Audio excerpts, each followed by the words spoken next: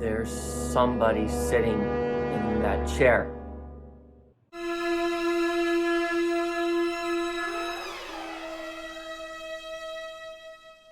Hey guys, I just gotta share my thoughts with Invisible Man. I got back from seeing it. I'm not gonna talk much about it because I want to save any surprises for the movie, but I will say you guys have to go see this.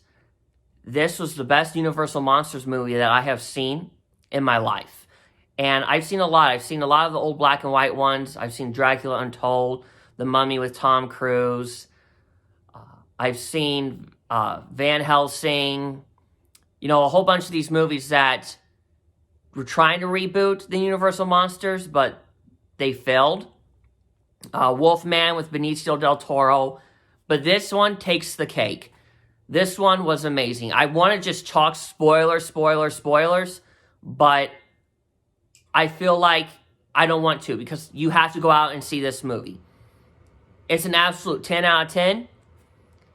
I had high expectations going into it, but this still blew me out of the water.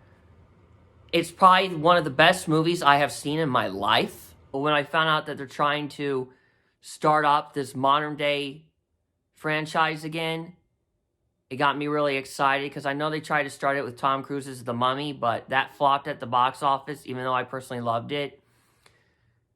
They're trying to build this universe, and man, if they continue to do what they're doing like they did in Invisible Man, they're going to knock this shit out of the park. It's very intense all the way throughout. The soundtrack, the quiet moments when you know there's a presence, you know there's someone in the house.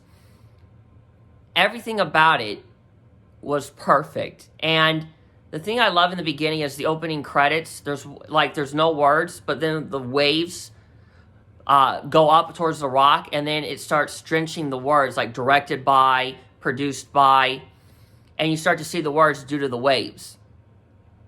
But the fight scenes that are done with the Invisible Man are awesome because it's literally like one guy's charging towards, he doesn't know what he's charging towards, but he's just running away, and then bam, it's like he hits a wall, but he actually hits the Invisible Man. And I don't want to give too much away, but the way they made him invisible, I love. It's not just like, oh, he's invisible. How the hell did that happen? There's like a science behind it, which is great because it's more of this modern take on it.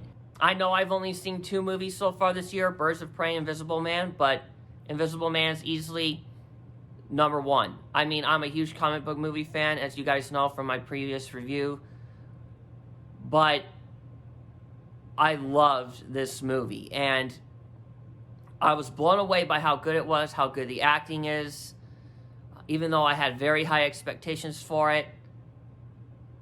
It's definitely a movie that you need to experience in IMAX. There are definitely some very shocking moments in it that I did not see coming at all. I know a lot of people were complaining, saying that the trailer gave a lot away, but it doesn't. And the trailer, even though I love the trailers, it does not do this movie justice. You have to experience it in its full effect. And hats off to the Invisible Man, because I don't know the actor's name. I do know that he was in Haunting of Hill House, though. But hats off to him. He might be Villain of the Year. That's how good he was. One of the best things that I loved about the movie is a lot of the fight scenes.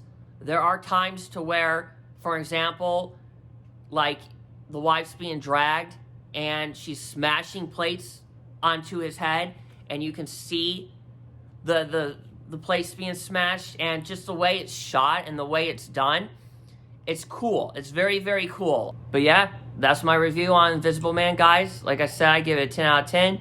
Definitely keep it on the radar. It's one that I think you will thoroughly enjoy. As you can see, I'm speechless for what else to say. I mean, it's just a really great time. But yeah, guys, that is my thoughts on The Invisible Man. Please like, subscribe, and shit. What the...